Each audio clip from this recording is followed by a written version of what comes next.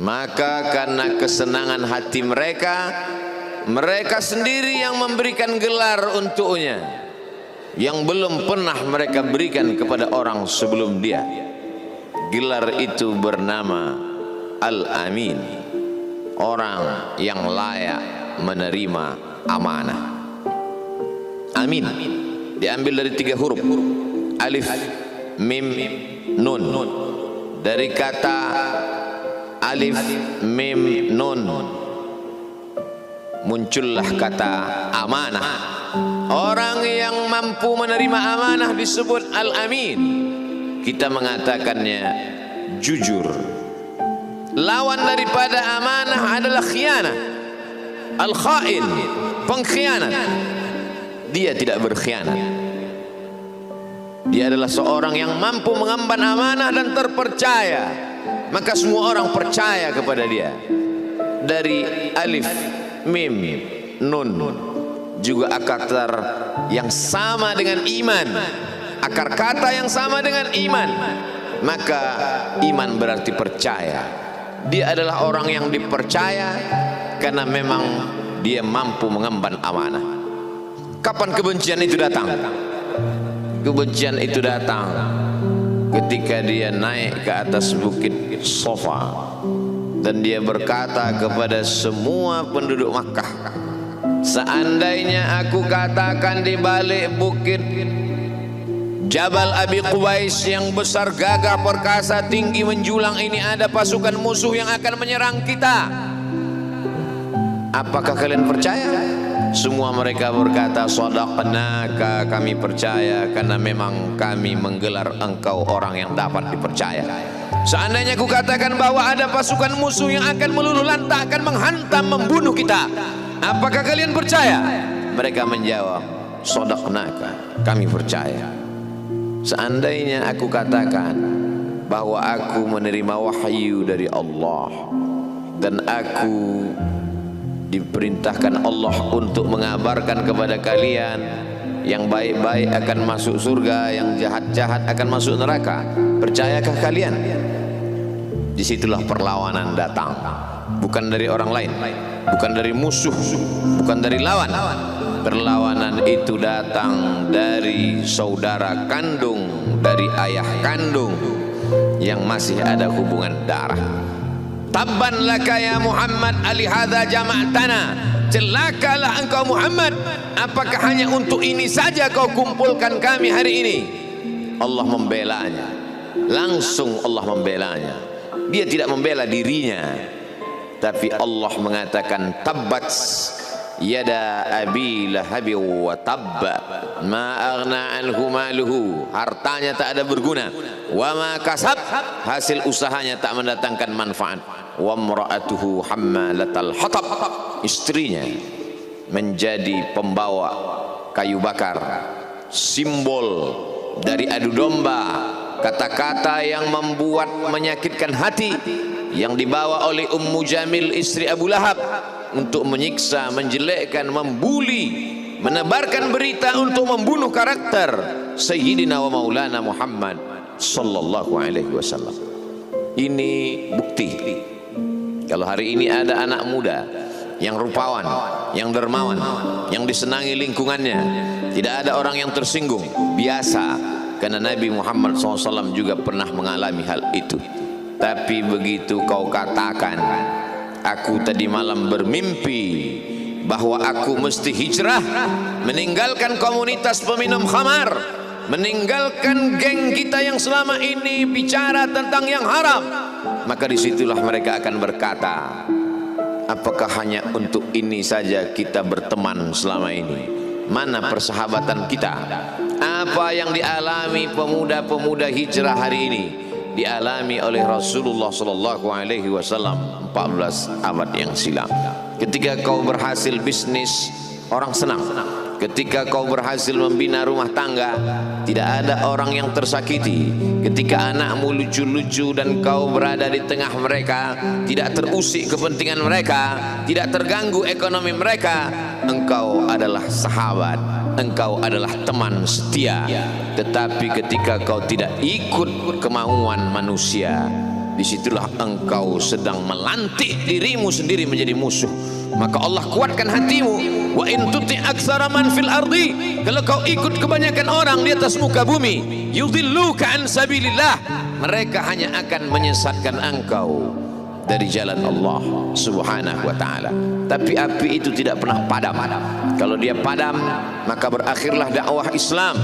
Dia terus bergelora, dia terus menyala, dia terus membakar kemunafikan, membakar kemusyrikan, sampai akhirnya embargo pun tiba.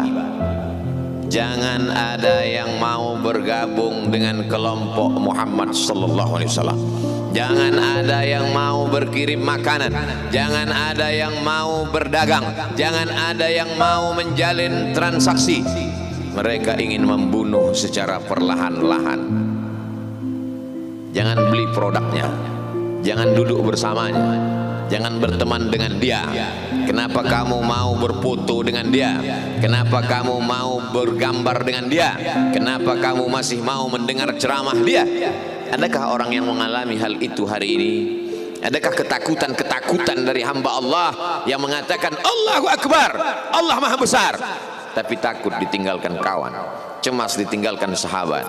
Maka itu pernah terjadi pada kelompok Sayyidina wa Maulana Muhammad sallallahu alaihi wasallam. Kalau pembunuhan karakter tidak berhasil, maka ada yang lebih dahsyat daripada itu. Mereka tawarkan dunia beserta isinya.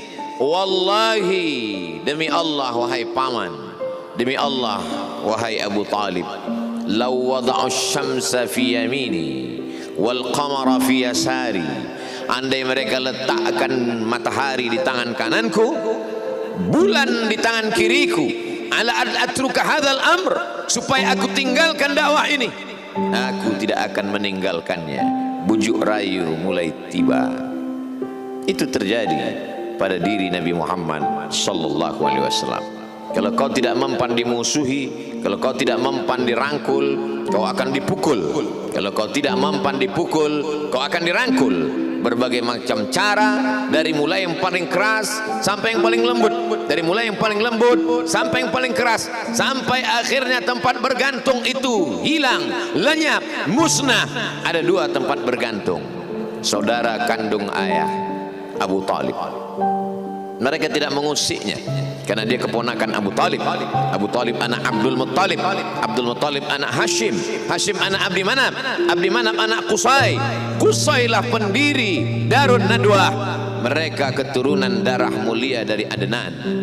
Adnan menerima tetesan darah dari Ismail. Ismail anak kandung Ibrahim alaihissalam. Jangan ganggu dia karena dia keponakan Abu Talib. Masih ada backing, tapi Allah ingin agar hati itu tidak bergantung kepada manusia. Dia buat Abu Talib meninggal dunia, masih ada lagi tempat bergantung. Dia yang dulu ketika kedinginan datang, dia yang menyelimuti. Yang dulu ketika ketakutan datang, dia yang menenangkan. Dia datang menemui Waraqah ibnu Naufal. Waraqah berkata, Namus, malaikat yang pernah datang kepada Ibrahim, yang pernah datang kepada Musa, yang pernah datang kepada Isa, sekarang dia datang kepada suamimu. Katakanlah, jangan takut, jangan cemas. Kalau nanti sampai masanya dia akan diusir dari kampung halamannya, aku orang pertama yang akan membelanya. Karena begitu yang kutemukan dalam kitab-kitab suci yang kubaca, kata Waraqah bin Naufal. Hari itu juga tempat bergantung itu patah. Khadijah menghadap Allah subhanahu wa ta'ala. Tak lagi ada makhluk tempat bergantung, tak ada lagi ranting tempat berhinggap, tak ada lagi batang kayu tempat berpegang. Allah ingin agar engkau berserah hanya kepada Dia saja. Tidak ada makhluk. Bersandar kepada makhluk akan kecewa, bersandar pada kayu yang rindang akan tumbang, bersandar kepada benda akan binasa, bersandar kepada sahabat akan berubah menjadi musuh. Bersandarlah kepada Dia, Hayyun Maha Hidup, la yamut, Dia tak pernah mati. Bersandarlah kepada Dia, Al-Aziz yang Maha Perkasa, Al-Jabbar yang Maha Berkuasa. Itu yang diinginkan Allah dari sosok Sayyidina wa Maulana Muhammad sallallahu alaihi wasallam.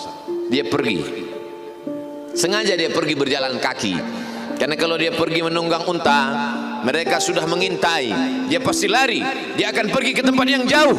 Sengaja dia pergi berjalan kaki. Lalu kemudian dia pun sampai ke suatu tempat. Dia berharap mereka adalah orang-orang yang lembut akan yang menerimanya, tapi dia tidak diterima dengan tala'al badru alaina. Dia tidak diterima sebagai ahlan wasahlan. Ahlan, keluarga, kau datang kami sambut sebagai keluarga. Sahlan, mudah, kau datang urusanmu mudah. Ahlan wasahlan. Tapi dia tidak dianggap sebagai keluarga, dia tidak dianggap sebagai sahlan, dia dianggap sebagai musuh. Dia dilempar dengan batu, dia dilempar dengan kayu, dia dilempar dengan tulang onta. Apa yang dia lakukan? Dia bersembunyi di balik bukit. Dia angkat kedua tangannya. Ilaika ashku dha'fa quwwati, kepada engkau saja aku mengadukan kelemahanku. Wa qillata hilati, ketidakberdayaanku. Wa hawani bainan nas, aku hina di tengah mereka. Kalau dulu aku ada tempat bergantung, ada tempat bersandar, ada tempat mengadu, hari ini hanya engkau saja ya Allah. Datanglah malakul jibal, malaikat penjaga segala bukit di atas dunia. Kau tunjuk mana bukit yang paling besar ya Muhammad, akan kutimpakan kepada mereka. Hati yang luka biasanya akan marah, akan kecewa, tapi itu tidak terjadi pada Nabi Muhammad sallallahu alaihi wasallam. Apa yang dia katakan? Asallahu an yukhrij min aslabihim man ya'budullaha wa la yusyrika bihi syai'a. Ya Allah, keluarkan dari tulang sulbi mereka, keluarkan anak cucu mereka yang akan menyembah engkau. Tidak ada satupun yang akan mempersekutukan engkau di atas muka bumi ini. Doanya dikabulkan, hatinya susah, pikirannya kacau, tapi lidahnya tidak berkata-kata kasar. Dia doakan agar anak cucu mereka menyembah Allah. 100% penduduk Taif hari ini bersyahadat asyhadu an la ilaha illallah wa asyhadu anna Muhammadar Rasulullah. Doa orang yang teraniaya, doa orang yang terzolimi. Dia berhenti di sebuah kebun. Ada seorang yang bukan terpandang membawakan beberapa ranting anggur sebagai pelipur lara, penghilang haus, pelepas dahaganya. Ketika anggur itu akan masuk ke mulutnya, dia berkata Bismillahirrahmanirrahim, atas nama Allah. Maka hamba sahaya miskin, susah, melarat, perantau yang tak punya apa-apa itu heran. Apa yang kau ucapkan? Bismillah. Kau sebut nama Allah ya. Tidak ada satupun orang di kampung ini kalau makan menyebut nama Allah. Siapa engkau? Aku Nabi yang diutus Allah Subhanahu wa ta'ala. Berarti engkau sama dengan orang yang dulu pernah berada di kampungku. Engkau dari mana? Aku dari Ninawi. Ninawi ya. Di sana ada saudaraku, kata Nabi Muhammad sallallahu alaihi wasallam. Di sana ada saudaraku namanya Yunus bin Matta. Yunus bin Matta adalah saudaraku. Sama-sama hamba yang diutus Allah Subhanahu wa ta'ala. Dia juga diingkari oleh kaumnya. Dia masuk ke dalam lautan, ditelan seekor ikan dalam 3 kegelapan. Gelapnya tengah malam, gelapnya lautan, gelapnya perut ikan. Dia berserah kepada Allah. La ilaha illa anta subhanaka inni kuntu minal zalimin. Begitu cara Allah mengingatkan Nabi Muhammad sallallahu alaihi wasallam. Apa yang kau rasakan hari ini belum ada apa-apanya dengan apa yang pernah dirasakan oleh Yunus bin Matta. Mendengar itu langsung saja Adas bersimpuh sujud mencium lutut Nabi Muhammad sallallahu alaihi wasallam. Dia tidak mulia, dia hamba sahaya, dia miskin, dia perantau, tapi dia sempat mencium tangan Nabi Muhammad sallallahu alaihi wasallam. Dia sempat menghilangkan dahaga dari leher Nabi Muhammad sallallahu alaihi wasallam. Pertemuan yang berkesan. Biarlah pertemuan itu sekali, tapi sampai ke lubuk hati. Untuk apa pertemuan yang berulang kali tapi hanya sampai di tepi bibir, hanya basa-basi? Nabi SAW kembali, dia pulang. Di tengah perjalanan dia mendengar, qul, katakan, uhiya ilayya annahu istama'a nafarun minal jin, ada sekelompok jin. Jin itu berkata, inna sami'na qur'anan ajaba, kami mendengarkan bacaan Al-Quran ajaba, menakjubkan, ajib. Biarlah manusia menolak, biarlah manusia yang aku dan sombong itu tidak menerimamu, tapi ada satu makhluk yang mau menerima. Inna, kami dari kalangan jin, sami'na, mendengar, Qur'anan ajaba, bacaan Al-Quran yang mengagumkan, yahdi ila rusdi, yang membuat kami lurus berpikir benar. Betapa jin yang dikatakan makhluk jahat, tapi ketika dia mendengarkan bacaan Al-Quran tersentuh hatinya dan dia bersyahadat, anna minnal muslimun, kami ada yang muslim, wa minnal qasitun, kami ada yang kafir. Yang muslim taharrau rasyada, selalu mencari jalan kebenaran. Yang kafir kanu li jahannam hataba, mereka hanya akan menjadi santapan neraka jahanam. Dia kembali ke kota suci Makkah Al-Mukarramah seperti biasa, sampai akhirnya datanglah malaikat Jibril, membelah dadanya, mensucikan hatinya sampai layak. Lalu kemudian dia pun dibawa. Subhanalladzi asra bi'abdihi lailan, maha suci Allah yang memperjalankan hambanya pada suatu malam, minal masjidil haram ilal masjidil aqsa, dari Masjidil Haram ke Masjidil Aqsa, alladzi barakna haulah, kami berkahi sekelilingnya. Untuk apa? Linuriyahu min ayatina, kami ingin memperlihatkan kepadanya tanda-tanda kebesaran kami. Selama ini dia hanya didengar, azab kubur didengar, neraka jahanam didengar, malaikat didengar. Hari ini kami ingin memperlihatkan tanda-tanda itu kepada hamba kami. Jangan bersedih ketika kau didustakan, jangan bersedih ketika kau dibunuh karaktermu, jangan berduka cita ketika tidak ada manusia yang menerimamu, karena sesungguhnya itu hanyalah cara Allah menguatkan hatimu, karena dia ingin mengangkat derajatmu, menempatkan di tempat yang terpuji, memperlihatkanmu sesuatu yang tidak pernah dia perlihatkan kepada manusia yang lain. Dia buat hatimu hancur berkeping agar tidak lagi ada tempat makhluk dalam hatimu, yang ada hanya Allah semata. Ma fi qalbi ghairullah. Pada saat itu mentalmu sudah kuat, layaklah engkau berada di tempat yang terpuji.